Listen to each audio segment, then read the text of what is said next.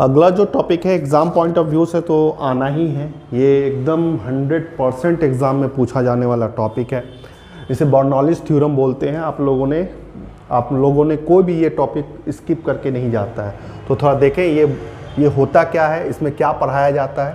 तो एक वर्ड में अगर बर्नौलीज थ्योरम को अगर साबित करना है या समझना है तो ये law of conservation of energy होता है। वहाँ पर इक्वेशन ऑफ कंटिन्यूटी को हमने बोला था law of conservation of mass होता है, ठीक है, law of conservation of mass होता है। यहाँ बाबू law of conservation of energy होता है, ठीक है। जो हम लोग 9th क्लास में भी डेरिवेशन एक बच्चा लोग करता है कि एक बॉल ऊपर से ड्रॉप करवाया गया, फिर बीच में है, फिर अर्थ पर गिर गया। लेकिन हम लोग देखते हैं यहाँ का potential energy, kinetic energy, potential energy, यहाँ का पोटेंशियल एनर्जी मैक्सिमम होता है, काइनेटिक एनर्जी 0 होता है। फिर यहाँ का देखते हैं, यहाँ पोटेंशियल एनर्जी और काइनेटिक एनर्जी भी होता है, लेकिन यहाँ का काइनेटिक एनर्जी मैक्सिमम होता है, पोटेंशियल एनर्जी मिनिमम होता है। सब जगह चेंज हो रहा है पोटेंशियल एनर्जी, काइनेटिक एनर्जी। लेकिन जब हम टोटल एनर्जी, जिसे मैकेनिकल एनर्जी बोलते हैं, वो निकालते हैं, जो सम ऑफ पोटेंशियल एनर्जी और काइनेटिक एनर्जी होता है, वो हर पॉइंट पर तो सेम ही आता है। इसी को हम लोग law of conservation of energy को वहाँ पर 9th क्लास में प्रूव करते हैं। बाबू वही चीज़ यहाँ पर भी पढ़ना है। यहाँ मैकेनिकल एनर्जी के जगह पर तुमको एक नया एनर्जी पढ़ना पड़ेगा। ये सॉलिड मैकेनिक्स का पढ़ाई है, यहाँ पर फ्लूइड मैकेनिक्स का पढ़ाई कर रहे हो, तो यहाँ पर एक नया टॉपिक पढ़ना पड़ेगा जिसका नाम है प्रेशर एनर्जी, ठीक है। प्रेशर एनर्जी जो कि काम कर रहा है, एक वर्ड है। जैसे मान लो आपके अगर 2nd फ्लोर 3rd फ्लोर पर अगर आपका घर है वैसा, और नीचे में मोटर लगाते हो पानी को ऊपर चढ़ाने के लिए, सिंटेक्स पर चढ़ाने के लिए, तो पानी नीचे से लेकर के टंकी आपका नीचे है जो वाटर स्टोरेज है, वहाँ से सिंटेक्स में जब पानी चढ़ाते हो तो उसके लिए तो वर्क करना पड़ता है, ठीक है। और वो वर्क कौन करता है? प्रेशर, जिसके लिए आपने क्या लगाया हुआ? मोटर लगाया हुआ। उससे क्या क्रिएट होता है? प्रेशर होता है, जो कि पानी को ऊपर तक पहुँचाता है, ठीक है। तो पानी वाले केस में ना बाबू वर्क कौन करवाता है? प्रेशर करवाता है। प्रेशर के द्वारा वर्क होता है। अगर प्रेशर कम है तो 1st फ्लोर तक चढ़ पाएगा, 2nd फ्लोर तक नहीं चढ़ेगा। प्रेशर अच्छा है तो 2nd क्या 5th फ्लोर तक भी चढ़ेगा। तो यहाँ पर वर्क किस पर आधारित है? प्रेशर पर। तो एक नया एनर्जी आपको देखने को मिलेगा जिसका नाम है प्रेशर एनर्जी। और 2 एनर्जी के बारे में आप तो जानते ही, जो भी स्टोरिंग एनर्जी है उसे हम लोग पोटेंशियल एनर्जी बोलते हैं, और जहां मोशन मिल जाता है, वेलोसिटी आ जाता है, उसको काइनेटिक एनर्जी बोलते हैं। तो इसमें सबसे पहले जब ये law of conservation of energy को ही प्रूव करना है लिक्विड में, तो आपको सबसे पहले एनर्जी को सीखना होगा, ठीक है। तो थोड़ा सा इसको हम जल्दी से कंप्लीट करवा देते हैं। मेन टॉपिक बर्नौलीज थ्योरम ही है। तो एक मान लो ड्राम ले लिए, इसमें पानी को जमा कर लिए हम। अब देखो जमा किए हैं तो इससे कौन सा एनर्जी आता है? पोटेंशियल एनर्जी आपका मिल गया। मान लो इधर एक पिस्टन लगा हुआ है या यहाँ पर है डिस्प्लेसमेंट, यहाँ से यहाँ तक पानी डिस्प्लेस करेगा, तो वर्क करना पड़ा भाई। इस जगह से लेकर के इस जगह तक का हाइट को हम h बोलते हैं। ये h से आपको क्या मिल जाएगा? Potential energy. यहाँ पर फ्लो होगा पानी, यहाँ पर वेलोसिटी, और इस वेलोसिटी से आपको काइनेटिक एनर्जी मिल सकता है, इससे आपको पोटेंशियल एनर्जी मिल सकता है। और प्रेशर एनर्जी रो GH, समझे, यहाँ पर प्रेशर ही इसको वर्क करवाएगा। जैसे जैसे ये पानी का लेवल ख़त्म होते रहेगा आपका प्रेशर डिक्रीज होगा, ठीक है ना। तो प्रेशर एनर्जी किसे बोलते हैं? पोटेंशियल एनर्जी के बारे में ज़्यादा दिमाग नहीं लगाना, वो तो जानते ही है mgh होता है। काइनेटिक एनर्जी भी जानते ही हैं, 12mv² होता है, ठीक है। प्रेशर एनर्जी नहीं जानते हैं उसको क्या फार्मूला होता है, तो थोड़ा करते हैं। तो इसको कैसे करेंगे? बस सिंपल, कोई भी एनर्जी हो, प्रेशर एनर्जी हो, पोटेंशियल एनर्जी हो, काइनेटिक एनर्जी हो, इलेक्ट्रिकल एनर्जी हो, कोई भी दुनिया का एनर्जी हो भाई, वो वर्क ही होता है। The ability to do work ही होता है। थोड़ा वर्क करके देखते हैं क्या होगा। प्रेशर एनर्जी निकालने जा रहे हैं।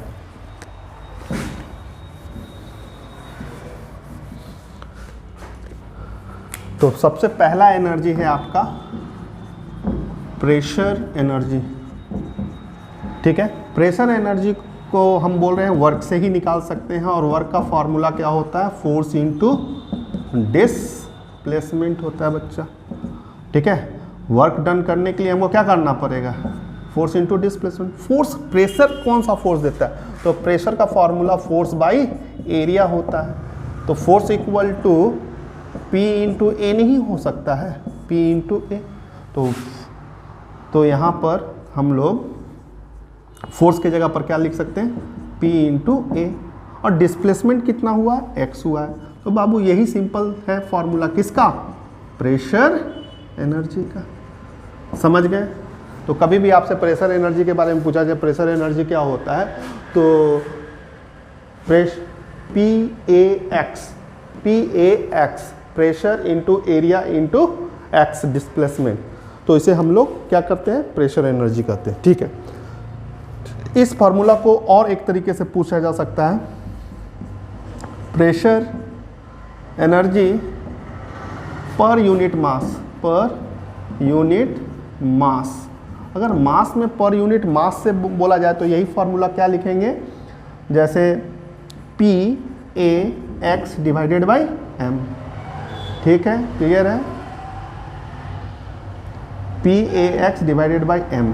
अच्छा, m को अभी हम लिखना सिखाए थे आपको, m को रो ए एक्स लिख सकते हैं, रो ए एक्स लिख सकते हैं, अभी जस्ट सिखाए थे इक्वेशन ऑफ कॉन्टिन्यूटी में।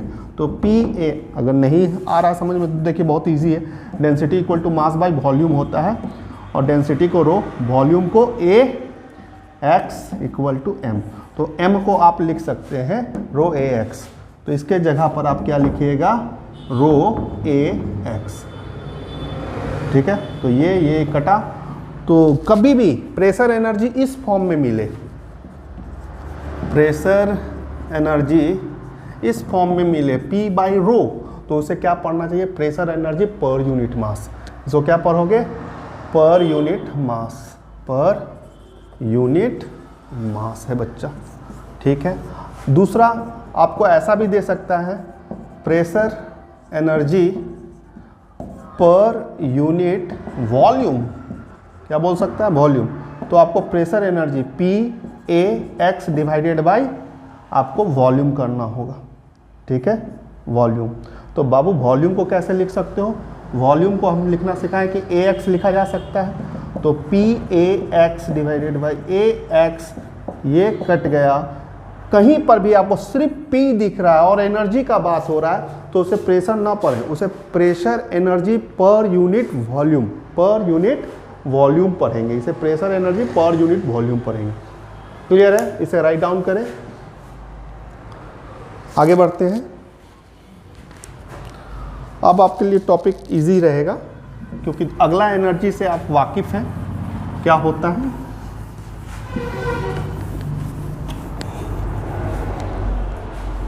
अगला एनर्जी है दूसरा तुम्हारा पोटेंशियल एनर्जी, तो उसे बोलिएगा mgh। अगर इसी को ऐसा बोल दें, potential energy per unit mass, mass बोल दिया जाए, तब आप क्या कीजिएगा, mgh divided by m, cut जाएगा। अगर potential energy per unit volume बोल दिया जाए तो आप क्या कर सकते हैं, mgh डिवाइडेड बाई v। तो मास बाई वेलोसिटी, डेंसिटी का फॉर्मूला मास बाई वेलोसिटी को रो बोलते हैं, तो इसको फॉर्मूला में रो जी एच को potential energy per unit volume बोल सकते। तो ये तीन फार्मूला पोटेंशियल एनर्जी के लिए भी याद रखें, फार्मूला एक ही है, पर यूनिट मास, पर यूनिट वॉल्यूम, और सिंपल अगर पोटेंशियल एनर्जी बोलते हैं तो ये डिवाइड कर देना है। अगला काइनेटिक एनर्जी से रिलेटेड,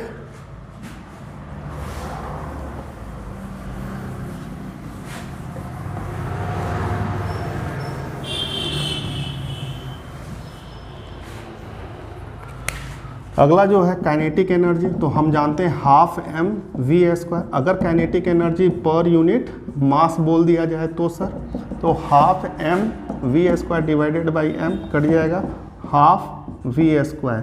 ये तेरा kinetic energy per unit mass है। Kinetic energy per unit volume बोल दिया जाए तो half m v² divided by volume, और इसको हम रो बोलते हैं, तो half rho v², half rho v²। तो ये रहा आपका लिक्विड में तीन प्रेशर होता है, तीन एनर्जी होता है, एक प्रेशर एनर्जी, एक काइनेटिक एनर्जी, एक पोटेंशियल एनर्जी। ठीक है, यहाँ तक समझ में आया, चलिए बहुत अच्छा। जैसे मान लो ये इस तरह का पाइप लिए, ये सेक्शन जानबूझ करके ऐसा पाइप ले रहे हैं। क्यों ले रहे हैं थोड़ा देर में सब समझ में आ जाएगा।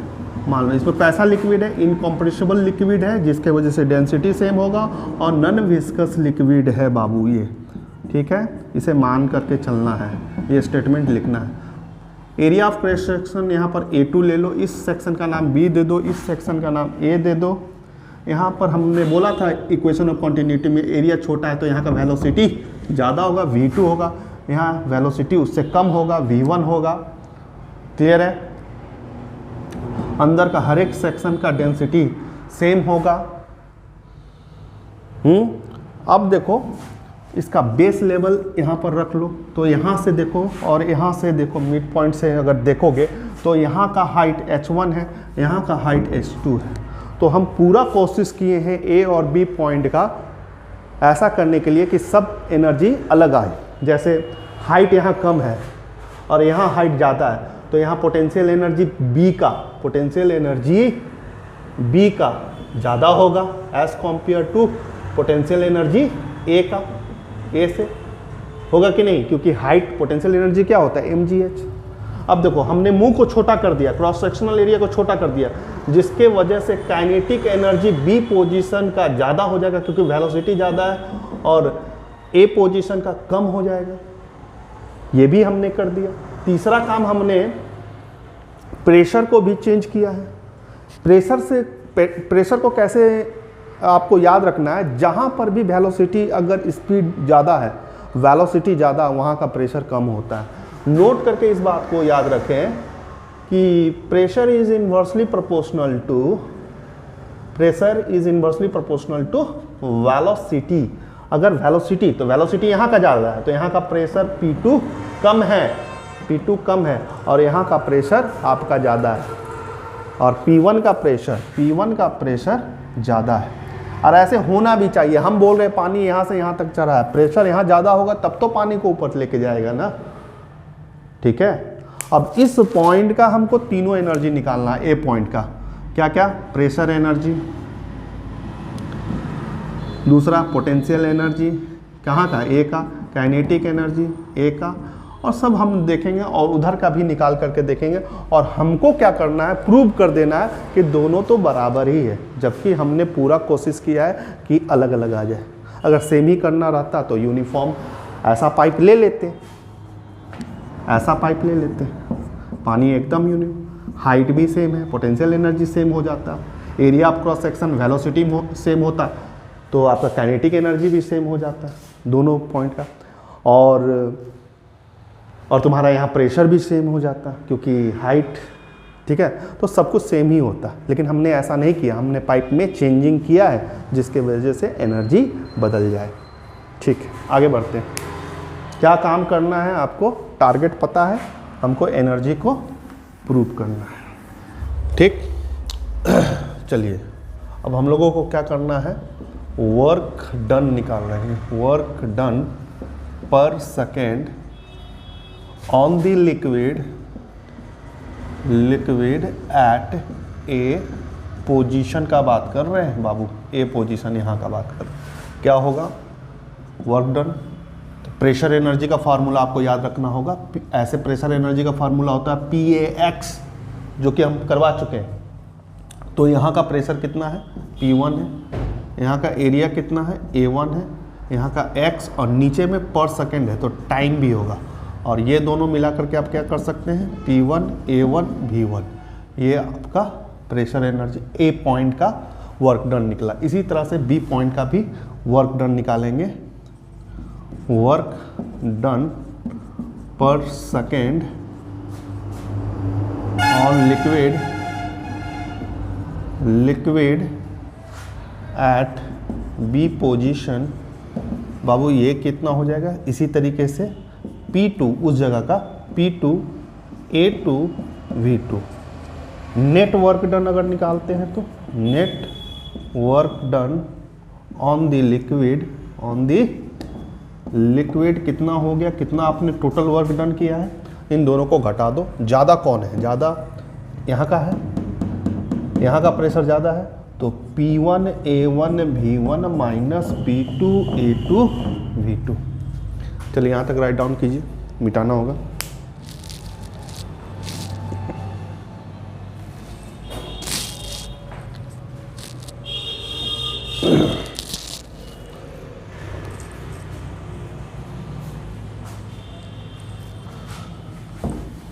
इसी जगह बना लेते हैं, ठीक है, इस जगह थोड़ा जगह बनाते हैं। तो नेट वर्क डन आपका जो भी आया है इसमें A1 V1 अकॉर्डिंग टू लिखना है, according to equation of continuity. Equation of continuity हम लोग जानते हैं A1 V1 वो बराबर होता है A2 V2 का, ये कांस्टेंट हो, ये हमने इक्वेशन ऑफ कॉन्टिन्यूटी में प्रूव किया। अच्छा ये है क्या? ये बाबू वॉल्यूम ही है। ये क्या है? AV क्या है? Velocity into area, cross sectional area क्या है? वॉल्यूम ही है। क्या है? वॉल्यूम है, ठीक है सर, रेट ऑफ वॉल्यूम है, हाँ ठीक है, लेकिन वॉल्यूम ही है ना, टाइम के साथ कंपेयर किया जा रहा है यहाँ हर एक जगह विथ रिस्पेक्ट टू पर सेकंड का बात किया जा रहा है, तो टाइम के साथ रेट ऑफ वॉल्यूम, लेकिन है क्या? वॉल्यूम है, जिसे रेट ऑफ फ्लो भी बोलते हैं, ठीक है। तो इसको हम लोग और कुछ सी लैंग्वेज से लिखा जा सकता है एकदम, वॉल्यूम को और भी तरीका है लिखने का, जैसे density equal to mass by volume.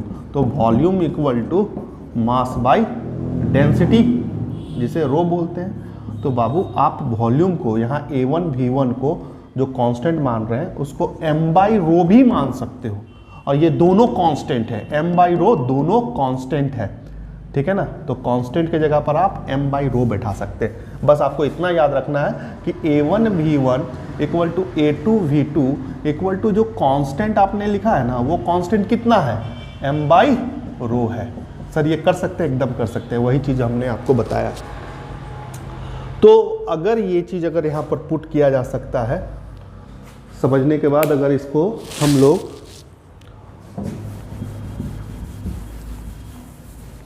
बड़ा डेरिवेशन है, एरिया कम है, लिखने में थोड़ा दिक्कत हो रहा है, तो इस पर ये चीज़ को पुट करेंगे तो net work done by pressure energy per second from A to B कितना हुआ?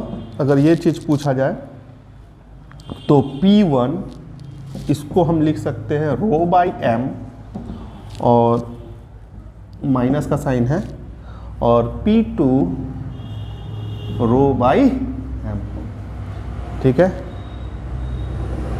सॉरी उल्टा लिख दिए हैं,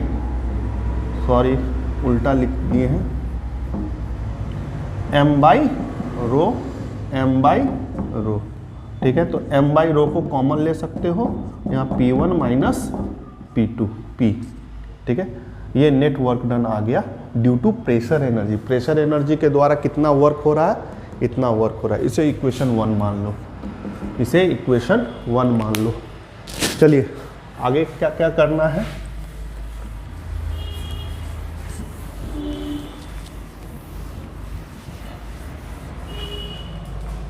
आगे आपको करना है increase in kinetic energy from A to B, A से B तक का इंक्रीज इन काइनेटिक एनर्जी निकालना। ज़्यादा काइनेटिक एनर्जी कहाँ है? उस जगह का है, तो हम लिखेंगे हाफ m, मास सेम है, ठीक है, half m V square V2 का स्क्वायर हाफ m V1 का स्क्वायर। ये इंक्रीज इन काइनेटिक एनर्जी कितना इंक्रीज किया है ये पता चल जाएगा। ऐसे ही करके अगर हम यहाँ पर भी कॉमन ले सकते हो 1 बाई m V2 का स्क्वायर और V1 का स्क्वायर। ऐसा ही हम increase in potential energy from A to B ये निकालना है, तो आप क्या लिख सकते हो? mgh2, क्योंकि वहाँ का हाइट ज़्यादा था, और mgh1, इसमें भी mg को कॉमन ले सकते हो, h2 माइनस h1, इसे 2 मान लो बाबू, इसको 3 मान लो। क्लियर है यहाँ तक? आप लिखोगे according to work energy theorem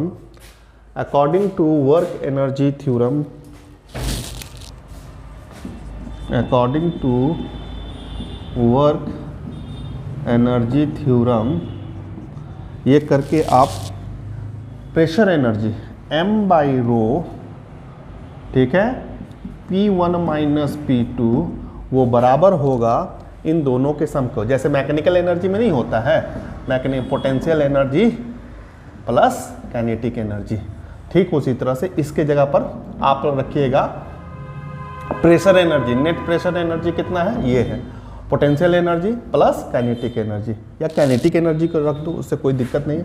half m v2 का स्क्वायर माइनस v1 का स्क्वायर प्लस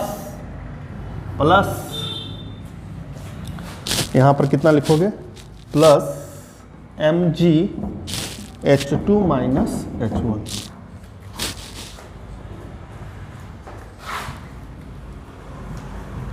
कॉमन लेकर के m को काट सकते हो, तो यहाँ पर आपका आ गया, रो से मल्टीप्लाई कर दो तो P1 माइनस P2, रो से मल्टीप्लाई कर रहे हैं तो हाफ रो V2 का स्क्वायर V1 का square rho G H2 minus H1, ठीक है। ये इक्वेशन यहाँ तक आ चुका है।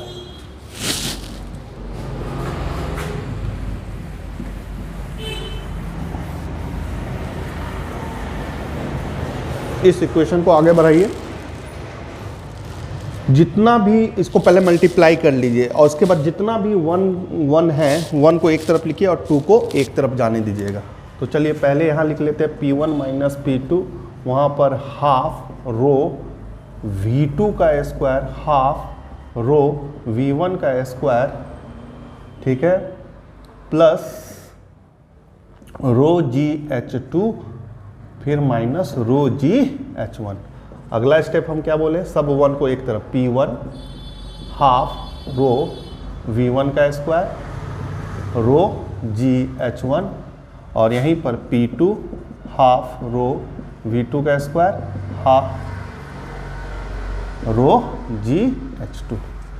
अब यहाँ पर आपको साफ देखने को मिल रहा है, ये आपका प्रेशर नहीं है, P आपका प्रेशर नहीं है। जो एनर्जी प्रेशर एनर्जी पढ़ाए थे उसमें जा करके देखिएगा, प्रेशर यहाँ पर ये क्या है, pressure energy per unit volume, ये pressure energy per unit volume है, ये kinetic energy per unit volume है, ये potential energy per unit volume है, और ये एनर्जी है आपका। और इस 1 करने का मतलब इस जगह का आपका potential energy per unit volume, kinetic energy per unit volume, और आपका pressure energy per unit volume सब सेम आया। जो भी आया, मान लो 10 आया, वो भी यहाँ पर सेम, यहाँ पर भी जब भी निकाला गया वो सेम है। बशर्ते हम यहाँ पर बहुत चेंज करने का कोशिश किए हैं, यहाँ का वेलोसिटी चेंज है, यहाँ का हाइट चेंज है, यहाँ का प्रेशर चेंज है, यहाँ का अलग है, तब पर भी हम लोग यहाँ पर देखे हैं कि नहीं, दोनों पॉइंट पर एनर्जी तो सेम ही आ रहा है। तो इसे हम law of conservation of energy भी कहते हैं बर्नौलीज थ्योरम में, फ्लूइड मैकेनिक्स में। तो इसको हम ऐसा भी लिख सकते हैं जैसे P plus 1/2 rho V plus rho G H equal to constant. याद रखिएगा इस फार्मूला को।